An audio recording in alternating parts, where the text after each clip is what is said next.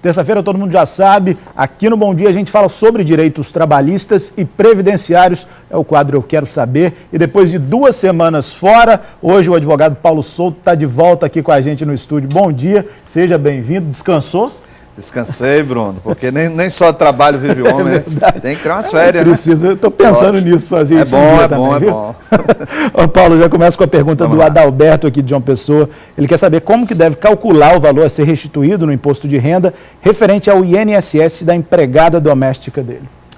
Adalberto, é muito simples. Tudo que você recolheu durante o exercício de 2011, de janeiro a dezembro, referente ao salário, 1/3 de férias e 13º, a parte do INSS, que cabe ao empregador, aqueles 12%, você tem ela de volta na sua restituição. Basta declarar, botando o NIT do empregado, o seu CPF, o nome dele e o valor que você recolheu. Não tem problema algum. A Rosiana Ribeiro quer saber se ela precisa comparecer ao Ministério do Trabalho para homologar a rescisão de contrato da empregada doméstica dela que abandonou o trabalho. Não, Rosiana, você não é o Ministério do Trabalho, você não precisa comparecer. Quanto à relação de emprego entre empregador e empregado doméstico, não há necessidade de homologação de rescisão após 1 ano de trabalho. O que eu aconselho é você ingressar com ação de consignação em pagamento, já que a sua empregada abandonou o emprego. Você ingressa com essa ação na Justiça do Trabalho. É o conselho que eu lhe dou. Fernanda Dias, de Campina Grande, quais são os direitos trabalhistas e previdenciários assegurados a um acompanhante de idoso, Paulo? Olha, o acompanhante de idoso ele é regido pela mesma lei que rege os direitos dos empregados domésticos. A mesma lei, a Lei 5.859, desde 1972, que o acompanhamento do idoso é regido por esta lei. Os mesmos direitos que o empregado doméstico tem, o acompanhamento do idoso tem. Por quê? Porque ele faz parte desta categoria. Agora, a pergunta vem do Flávio Roberto, lá dos bancários aqui na capital. Ele quer saber como é que ele faz para ter direito ao seguro-saúde ou até mesmo se aposentar, pois ele é doente renal crônico, já faz hemodiálise há 2 anos e meio. Fábio, primeiro a gente tem que ver se ele é contribuinte do INSS. Se não for contribuinte, se você não trabalha, você pode ter direito ao benefício assistencial. Você vai numa agência do INSS e requer esse benefício. Mas você tem que ser pobre na forma da lei e estar totalmente incapacitado para o trabalho. Pobre na forma da lei, para ter direito ao benefício assistencial, ele tem a renda per capita de sua família não pode ultrapassar 1/4 do salário mínimo. Aí você terá direito ao benefício assistencial, que você está chamando de seguro-saúde. Desculpa, Paulo. A Maria do Carmo de Cabedelo, ela quer comprar 15 dias das férias da empregada doméstica dela. Ela pode fazer isso? Não, não. O empregado doméstico só pode vender 10 dias de suas férias. É o que nós chamamos de abono pecuniário.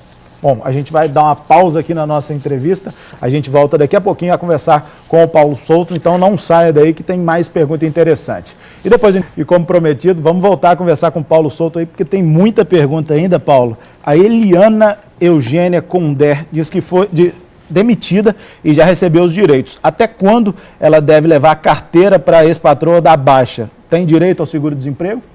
Primeiro, vamos à primeira pergunta dela, quanto à carteira. A baixa devia ter sido na hora que ela recebeu os seus direitos.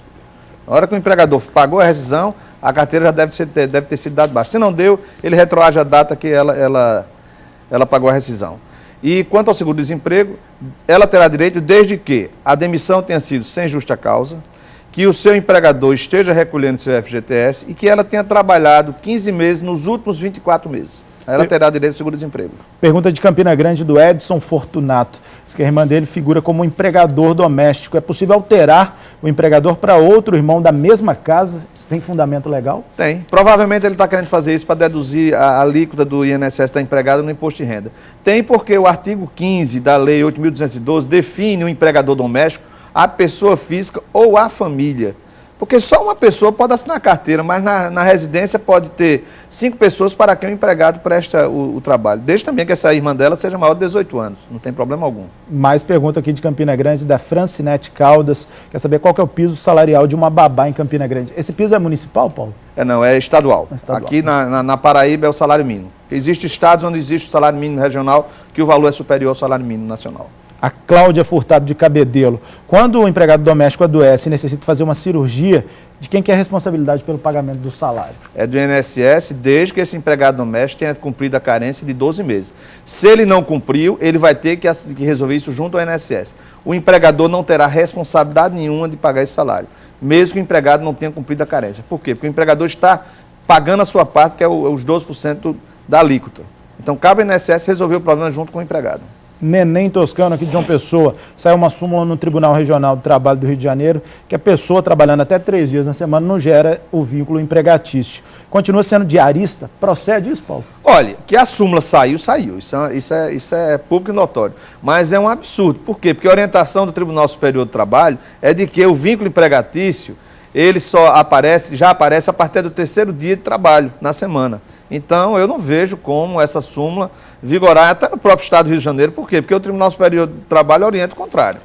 Meu amigo Paulo, muito obrigado mais uma vez pela participação e bem-vindo de volta aqui, a participação ao vivo. Eu que agradeço, Bruno. Um abração para você e para todos os telespectadores. Obrigado, para você também. Na próxima semana, então, a gente volta com o quadro Eu Quero Saber e a sua participação é importantíssima, gente. Mande pergunta, sugestão, dúvidas para a gente. Mande e-mail para euquerosaber@cabobranco.tv.br ou euquerosaber@paraíba.tv.br.